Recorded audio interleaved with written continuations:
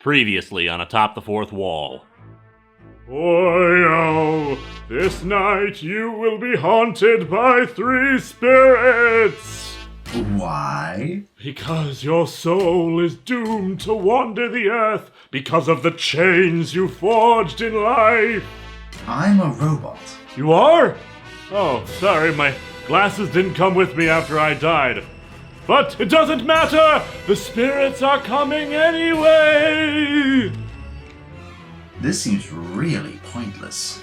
I have a perfect memory of this stuff already. I don't need to be shown this. No, seriously, isn't this like the 3rd time this has happened around here?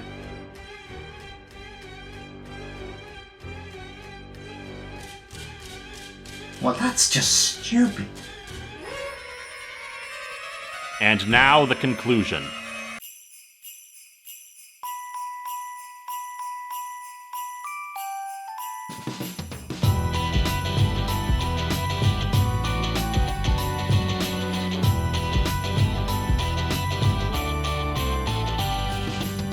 Welcome to Atop the Fourth Wall, where Yuletide candles burn. Linkara's gonna give you all a present you've not earned. Not Mensch, you're not the brightest. Frank Miller, you're off the nice list. If you're a comic writer who misuses a license, your gift will be returned. Digging through the shelves for the kind of comic books that would turn Santa's elves into common crooks. He reads them and he weeps while down the chimney creeps. Pajamas with a Marvel trade to watch him when he sleeps. Linkara, he built a snowman, now it has a hole. Linkara, 8 maids, a milking and a young blood troll. Linkara, only one Dickens homage away from going chestnuts. Linkara, this Christmas comic sucks.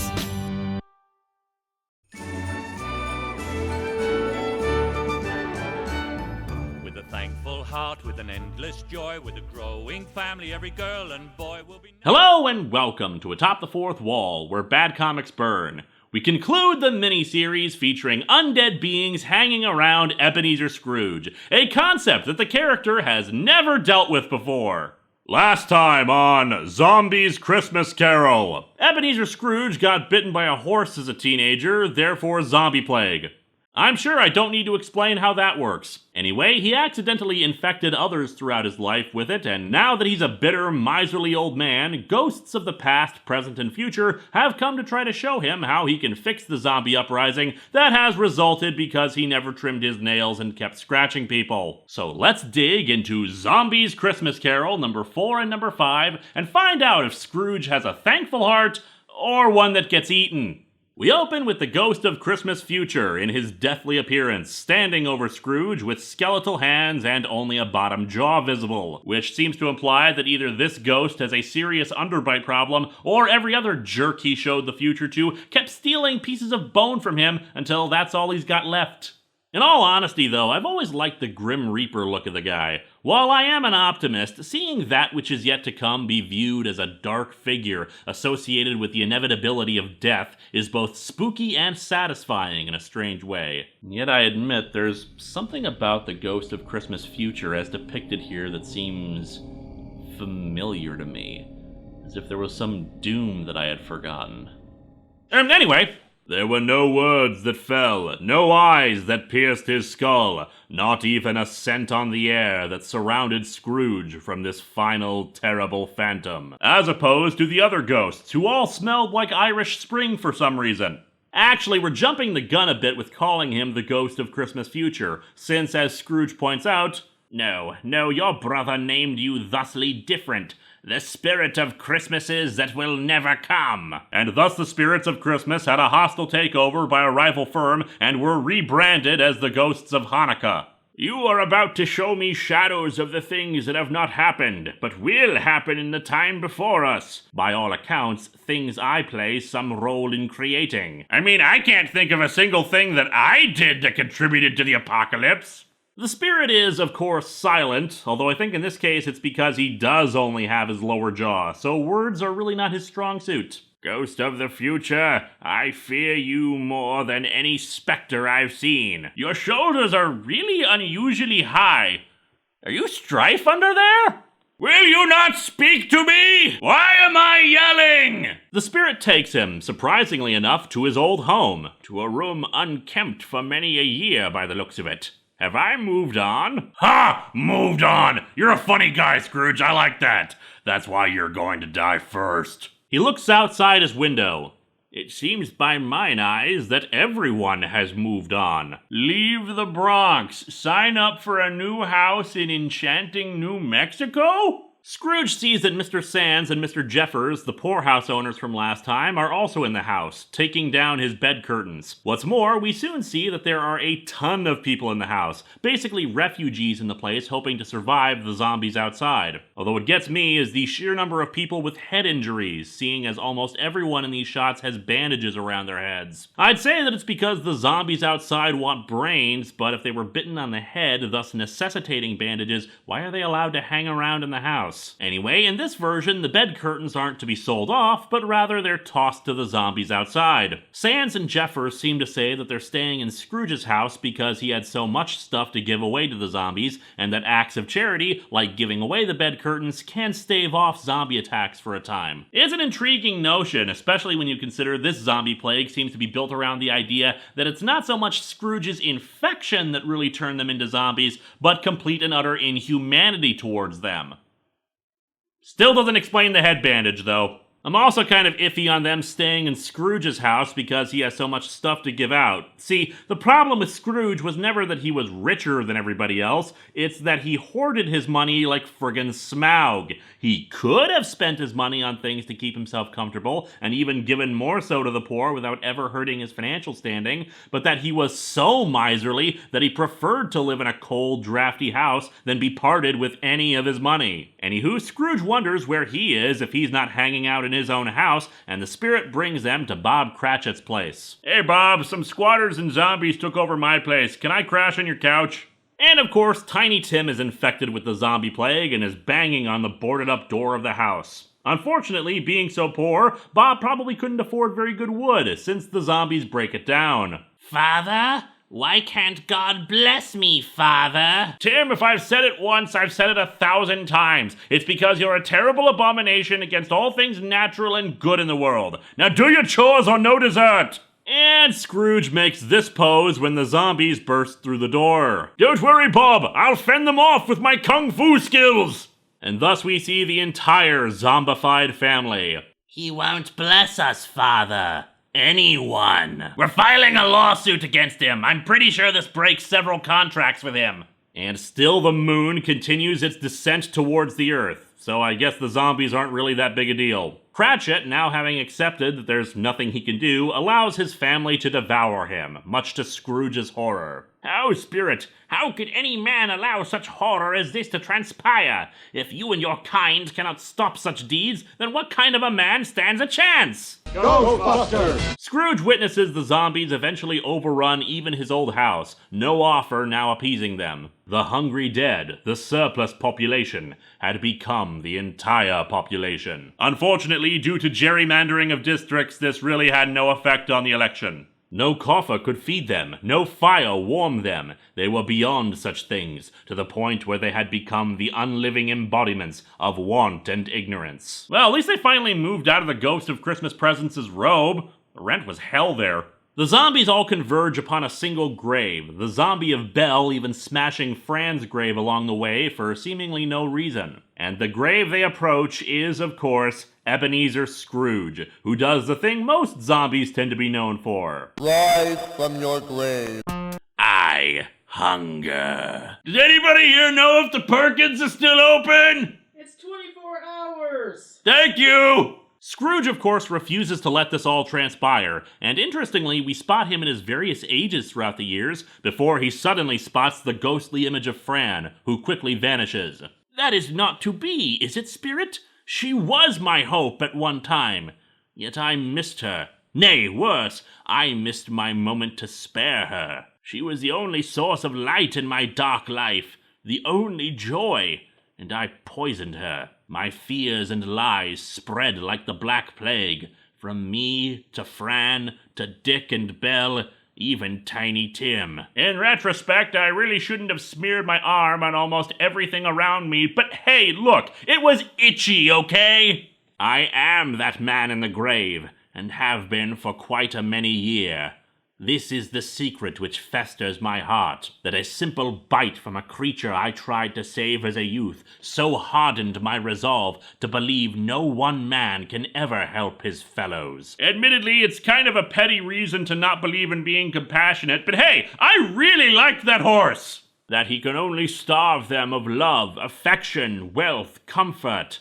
That man can only kill. What we're really getting from this is that it's not so much the bite itself that spread a zombie plague, but the callousness of Scrooge's heart. The bite may have started him down that road, but his inhumanity festered and mutated, creating something that desperately needed love, affection, charity, and all that. But there wasn't enough to give as the situation just got worse and worse without anyone to temper it. Sure, Sands and Jeffers tried, but people only have so many resources and so much emotion. If there's any chance to save humanity, he needs to change who he is on a grand scale, and he's uncertain of whether he can, since he felt that Fran had more of that kind of love, and when she died, he lost that. However, he's also smart enough to realize that the spirits wouldn't be showing him all of this if there was no hope, and demands the spirit reaffirm this conclusion, ripping at the inky darkness of the ghost until he stares at its face in utter horror. Black Pete? Well, I guess we are owned by Disney. And what did he see? Well, he wakes up in bed and promises to honor Christmas, that he must keep that feeling alive in him in the past, present, and future. Or all will die, covering his head to only reveal his jaw, meaning that the ghost of Christmas future, the specter of death, was himself. I'd say that was kind of obvious, but then again, Scrooge is kind of slow on the uptake in most adaptations, so it's probably best he got that reminder. Our final issue begins with Scrooge getting out of bed, hoping that his change of heart will affect change in the streets, but upon looking out the window, he sees the zombie masses still out in force. However, this is still just a vision. In reality, while there are zombies roaming the streets, most of them are obscured by the strange fog. He tosses his cap on the fire, since he doesn't know what to do, but seeing the fire crackle and burn up the cap gives him an idea. The spirits have done it all in one night. Old Scrooge has but the day. Time to party like it's 1699! He cleans himself up and heads out, first locating Mr. Sands and Jeffers, who are in the process of boarding up some zombies in a house. He, of course, whispers his donation to them. Oh, and if you both should happen to end up trapped in my house, the good silver is in the basement, just FYI.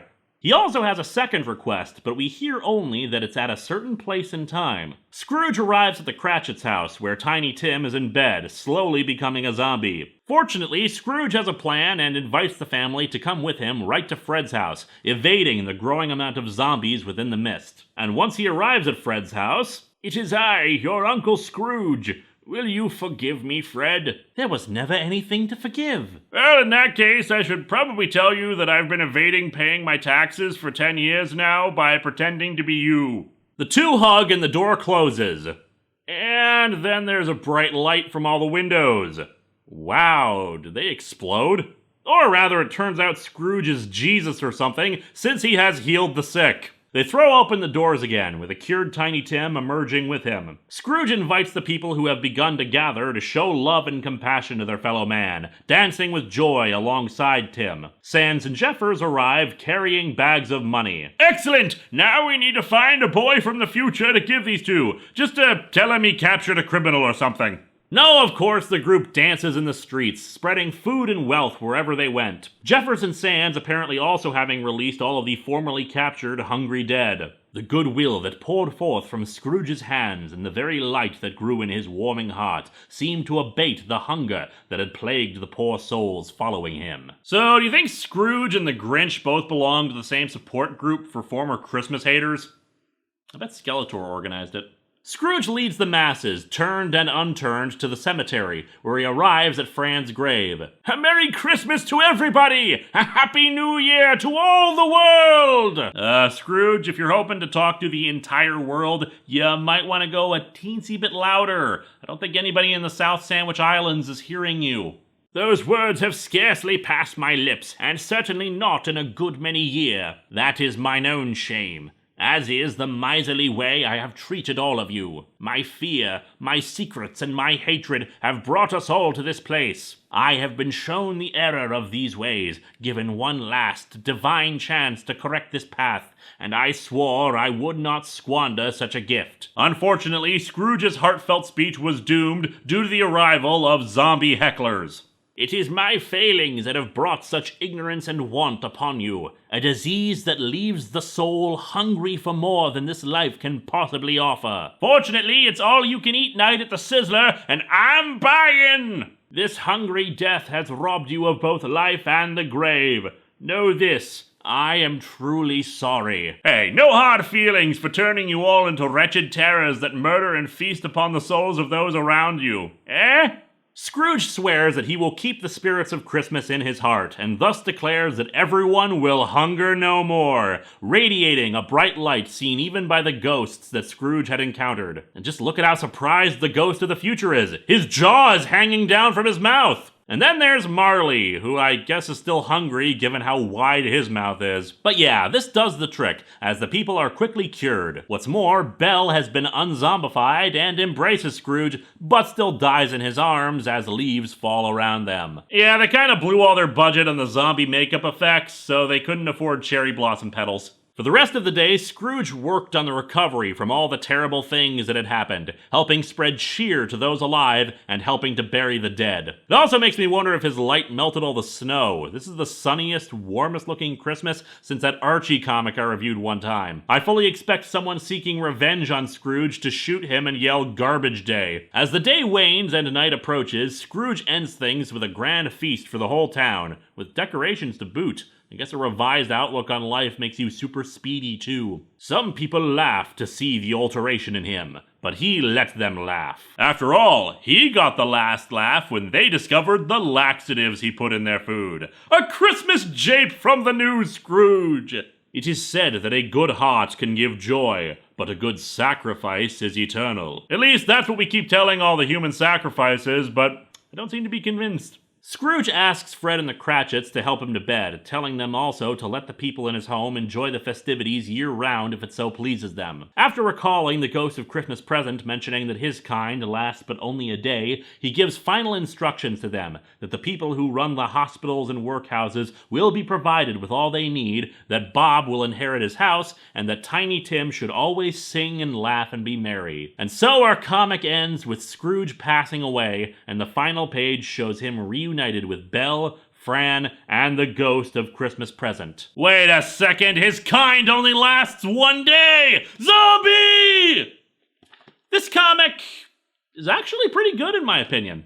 The conclusion has got a bit of a magical contrivance in its ending, especially since we saw how widespread a problem like this was, but since the entire story itself is based around a supernatural resolution and everything working out for everybody anyway, I think that can be forgiven. There are little things here and there that kind of make me scratch my head, or it might just be me reading too much into it, but really my only actual complaint is the art in a few places, in particular the flashbacks to Scrooge's childhood and young adulthood. Otherwise, the artwork is nicely moody, and despite the ending suddenly getting very not wintry, yeah, some areas don't get snow during Christmas, like Minnesota right now, it felt like it captured the spirit of the holiday pretty damn effectively. I started these reviews by talking about how I felt the problem was not that zombies had become oversaturated, but rather that the same kind of zombie story had become oversaturated. But much like how A Christmas Carol was social commentary at the time it was published, the most classic and remembered zombie stories, Night of the Living Dead and Dawn of the Dead, existed as social commentary of their own periods as well. Combining the two in the way they did actually makes a twisted bit of sense, and it's very well handled here, with the ultimate foe of the story being, of course, Scrooge's inhumanity and rejection of compassion. When he accepted his part in continuing to support the method by which people were becoming needy, poor, abandoned, and without hope,